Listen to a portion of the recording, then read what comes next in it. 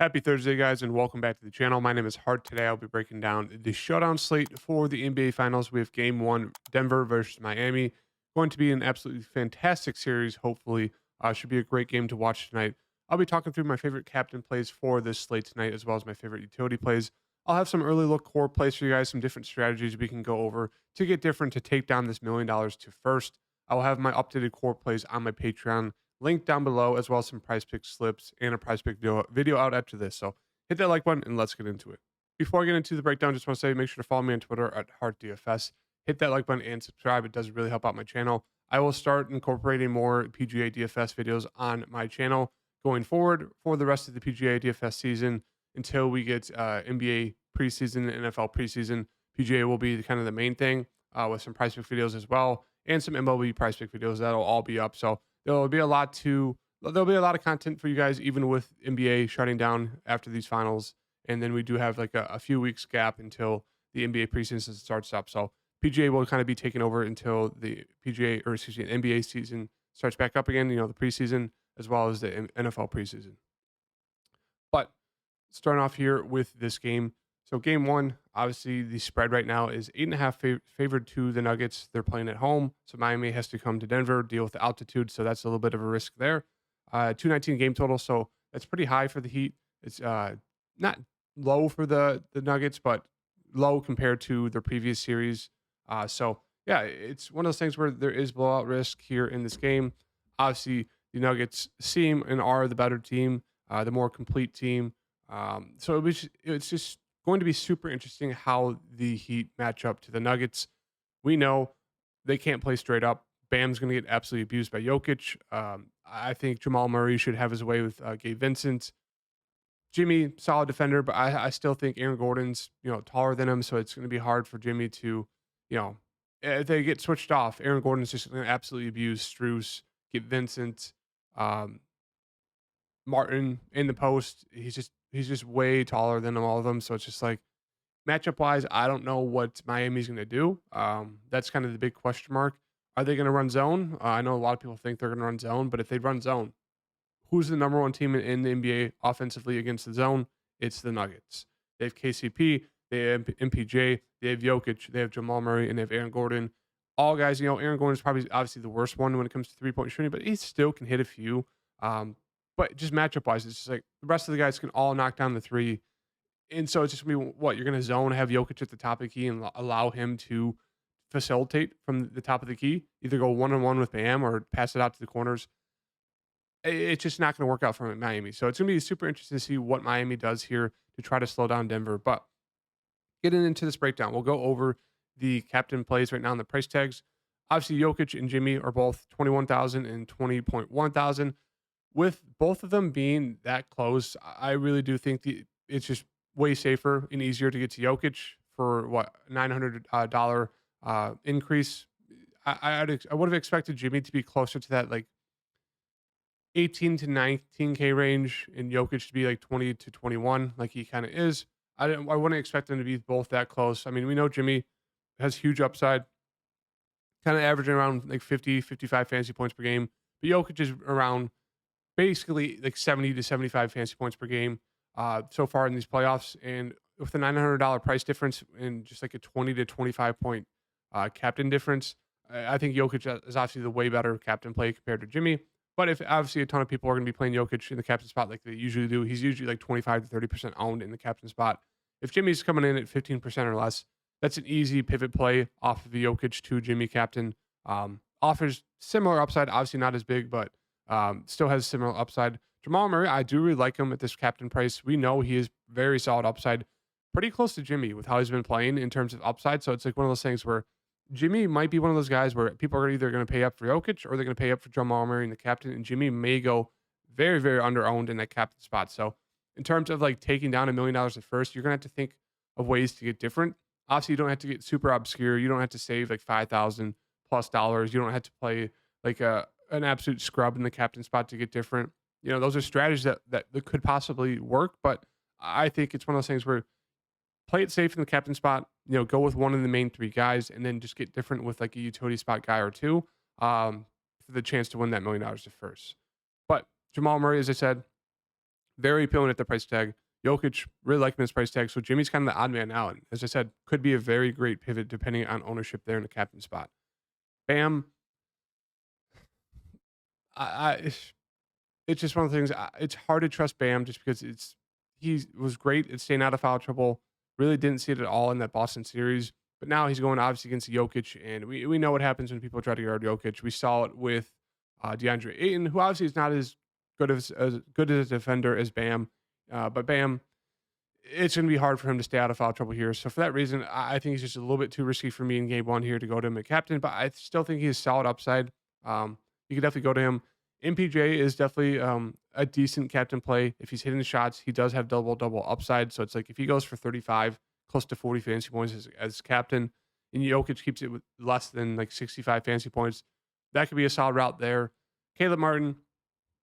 Now I think we're dipping down into the guys where it's just like I don't think there's a need to get to these guys as a captain plays. But we'll go back to each individual team here. As I mentioned, Jimmy Butler, one of those guys, as I said, hard to not play him in the utility spot if you're not playing the captain, just because he's so much of this team. At 13.4K, I think he's still very solid, even though there's a huge discount between him and Bam. Bam, as I said, just a lot of blowout risk, or not blowout risk, but there is blowout risk, but there's also a lot of foul trouble risk with him. So if he comes in at super low ownership, I think he's definitely a very solid contrarian play. Caleb Martin, I think he's a fade for me. I was all over him the first 3 games where he's fantastic for us. Didn't really play him much in the last 3 just because I thought the streak would end, and obviously didn't. I went for 48 and then 48 back-to-back games there. Has been shooting like 60% or better. I just want to say, guys, pump the brakes with Caleb Martin. He's a great player, high energy guy. Like he should see huge minutes. Not sure if they're going to continue starting him. Maybe they switch up the lineup a little bit for tonight. I haven't seen any news yet, but if he starts or if he comes off the bench, he's going to see mid-30s minutes. And it really just comes down to if he's hitting shots. Like what I said with Devin Booker, he was shooting like 70, 80% for like 4 or 5 games there.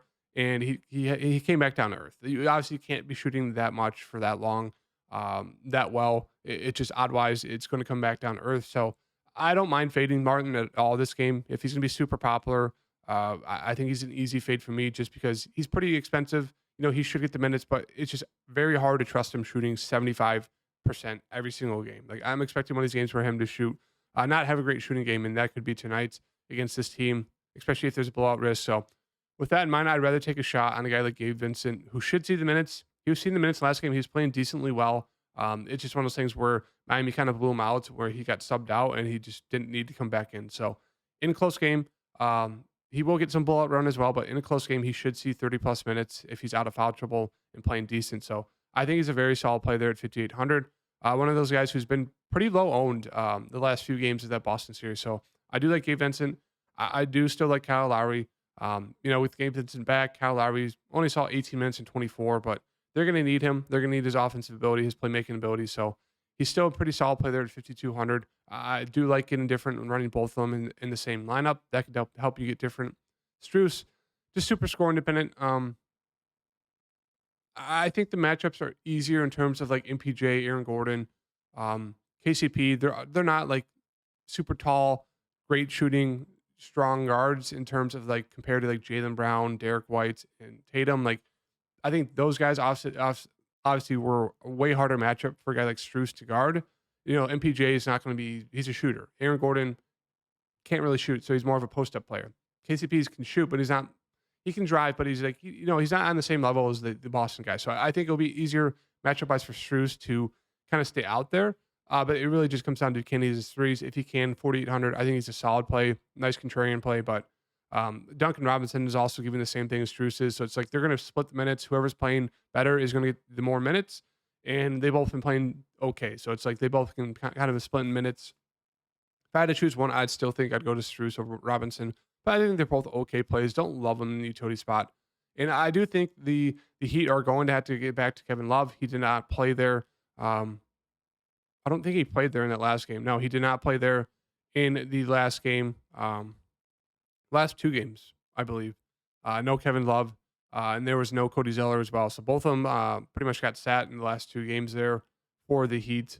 So it'll be interesting to see what they do for tonight for game 1. I do think both of them are going to get some run. Spoelstra said they are. I'm not sure how much. So I do think Kevin Love is worth a dart throw. They're going to need just people to be able to guard Jokic. They can't go small because Jokic will absolutely abuse them. And obviously, Love is not the best defender. He's pretty slow, foul prone. Same thing with Bam. He's good defender, but he's foul prone. And then Cody Zeller, absolutely just terrible at everything. Just more of a minutes guy. He's out there to just give some relief to Bam and Kevin Love. So I think Kevin Love is an interesting contrarian play. I do think people will click on him. But yeah, I do like it different with him tonight.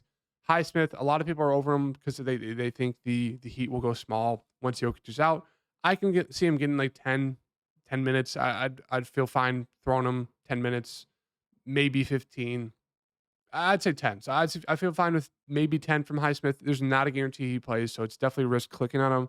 But yeah, I mean, he can hit some threes. He's an okay defender. So I think he's a very, very risky play, but he's definitely playable.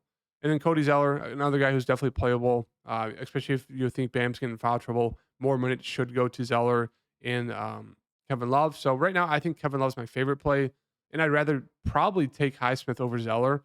But yeah, I think all three guys are in play. It'll be interesting to see what happens with them trying to guard Jokic.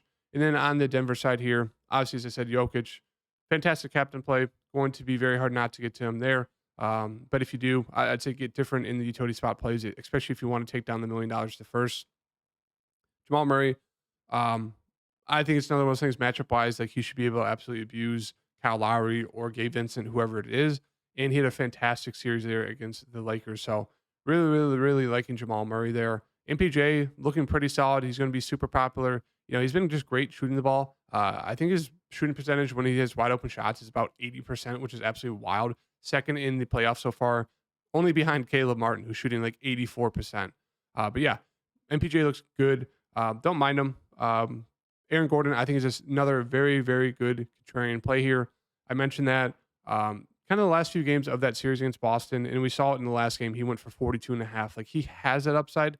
He's not going to flash it every game. It's usually once every 4 or 5 games, but we know he has it. And I do think matchup-wise, this is a matchup Aaron Gordon could thrive in, especially if the Heat goes zone. It could lead to a lot of dump down opportunities between Jokic and Gordon. So I do really, really like Aaron Gordon as a contrarian play tonight in the utility spot.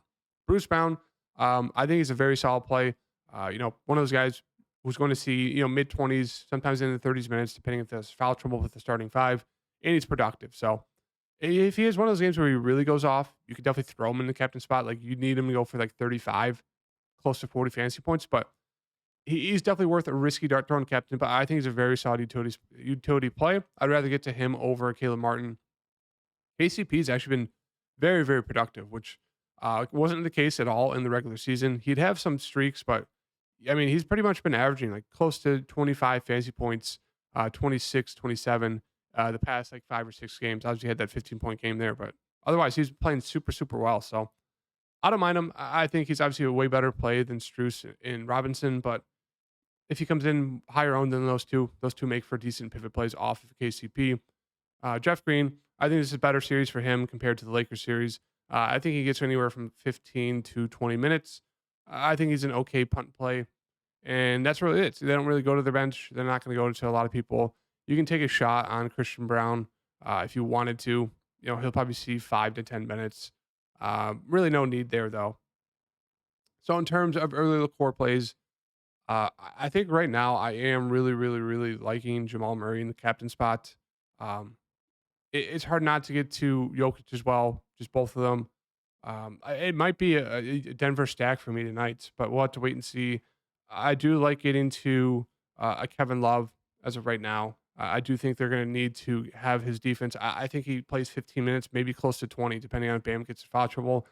Kevin Love, I mean, he's been in the minutes he plays, I'd say 75%, 80% of the time, he's been great. Like, he's led, there's been, I think, 2 of the games in the Boston series where his minutes in the third quarter, or it was 1 game in the Knicks series, 1 game in the Boston series, where his minutes in the third quarter, when they were down, got them back in the lead and won them the game. Like, he had a solid 5-6 minute stretch to start the third quarter where he was great. So it's like, he's productive. Obviously, he's kind of just a dinosaur when it comes to defense, and he can't really move. But if he can play close to 20 minutes, 23 minutes, I really like him at this price tag of 2,600. So I think Kevin Love's firmly in play. Minutes aren't obviously a guarantee, but they're going to need him to rebound and go try to guard Jokic, try to guard Aaron Gordon. So I do like Kevin Love right now for tonight.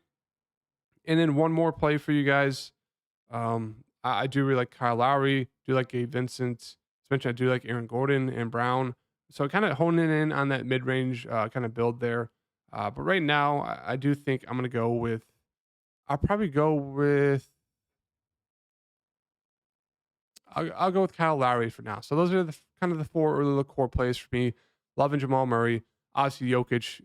If you're not going to, if you're going to completely fade Jokic, you really hope he goes for 50 or less for this game blows out. Otherwise, you're screwed because if he goes for 60 plus, I mean, you're not going to cash if you don't have him. Love. And then I do like Kyle Lowry. So those are the four early core plays. I will have my updated core plays on my Patreon link down below later today, closer to the lineup lock for you guys to check out. So make sure to hit that like button and subscribe. Check out my PrizePicks video out after this, and let's see if we can take down this $1 million first. Hopefully, one of you guys or me takes it down. Be a great night. Peace.